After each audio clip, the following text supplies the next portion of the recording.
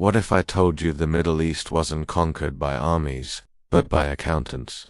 What if one of the world's greatest empires, an empire that lasted over 600 years, stretched across 3 continents, and controlled some of history's most strategic land, didn't collapse in a grand military defeat, but in a banker's office in London? And what if the blueprint for that collapse, the same financial trick that bankrupted the Ottomans, is still being used today on developing countries, resource-rich nations, and even modern governments caught in a cycle of refinancing, credit upgrades, and fiscal reforms? Today, we're uncovering the story of Britain's Ottoman debt trap, a forgotten financial weapon that quietly redrew the Middle East's borders long before World War I, and shaped everything from oil politics to modern state boundaries. This is not the story you learned in school. This is empire by spreadsheet, the conquest that nobody noticed until it was too late. By the early 1800s, the Ottoman Empire was still one of the most influential powers on earth, but appearances hide more than they reveal. Behind the walls of Topkapi Palace, the empire was struggling with a bloated military payroll, a rigid taxation system that couldn't keep up with economic changes, rising regional autonomy, a growing technological gap with Europe.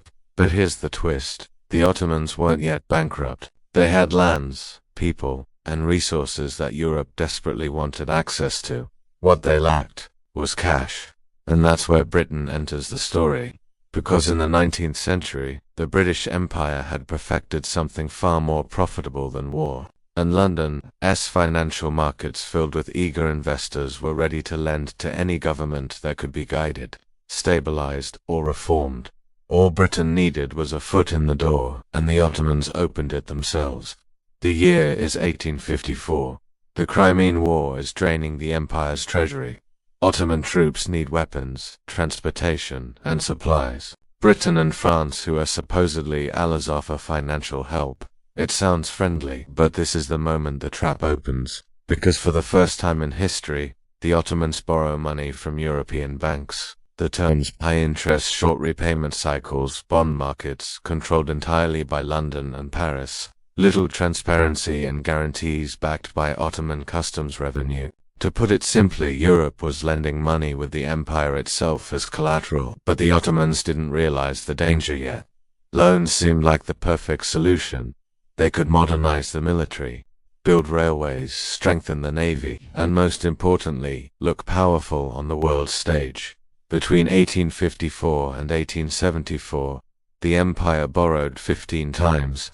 Each loan came with stricter conditions. Each bond was issued at a discount, meaning the Ottomans borrowed 100 but received 60 or 70. They were taking loan after loan just to cover the previous ones, and London loved it. Ottoman debt became one of the hottest investments on the European market. British newspapers praised the empire's progress. Investors rushed to buy bonds, and bankers quietly tightened the noose. By the late 1860s, the empire was on a modernization frenzy. Railroads across the Balkans, telegraph lines connecting provincial capitals, military upgrades, public works programs. These projects looked like progress, but they were financed by debt. The empire's revenue wasn't growing fast enough to pay for it. And then came the twist that no one expected. Europe went into a financial crisis in 1873. Bond yields collapsed, investors panicked, global trade slowed.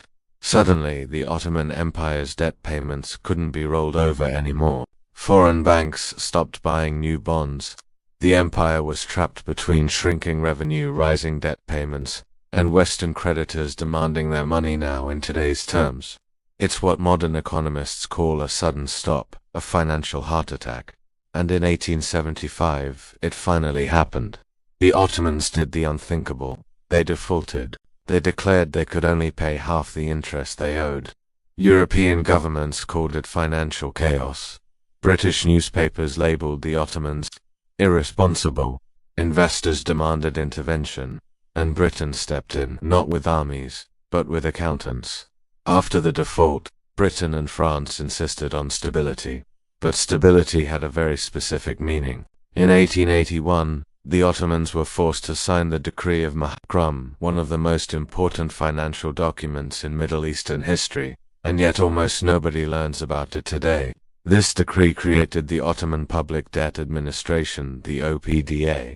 Think of it as the world's first IMF before the IMF, a foreign-controlled institution with one mission: collect Ottoman revenue for European creditors. The OPDA took direct control over some of the empire's most critical income sources: salt taxes, tobacco monopolies, stamp duties, silk production in important regions, fisheries and alcohol taxes, and in some cases, even provincial revenues. In other words, Britain and Europe seized control of the Ottoman economy from the inside, not by conquest, not by treaties, but by debt.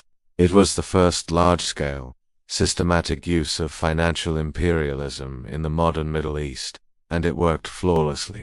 Every year, OPDA sent millions of pounds back to European creditors. While the empire sank deeper into dependency, the Ottoman government was still sovereign on paper, but financially, it was no longer in control. This is the moment the empire's fate changed forever. Because once Britain controlled Ottoman finances, the rest of the empire became much easier to divide. The OPDA didn't just collect taxes, it shaped policy, it influenced reforms, it dictated spending, it restricted military budgets, it weakened provincial authority. This financial takeover had three major consequences. 1. The empire lost the ability to modernize militarily with revenues flowing out of the empire.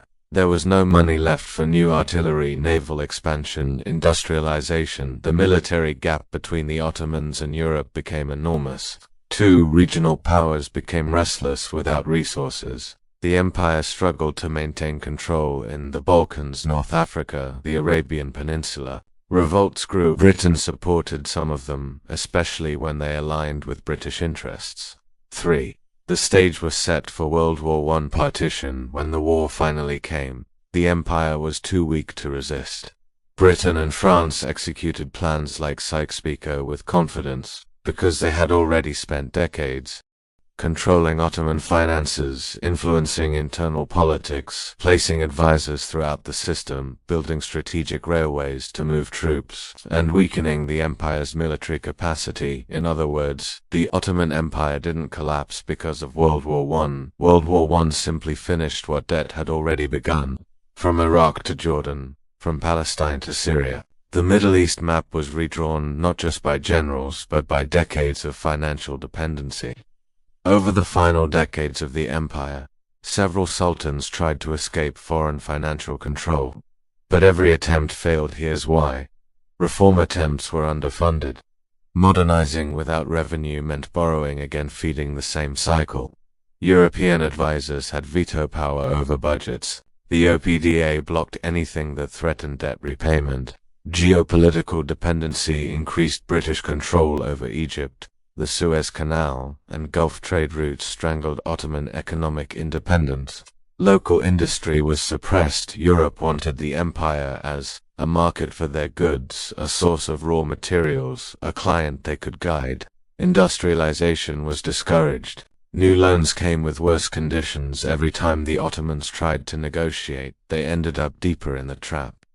By the early 1900s, the empire was performing the economic equivalent of CPR, trying to breathe with no air left. Debt wasn't a temporary crisis. It was a permanent takeover. Now here's the most important part of the story.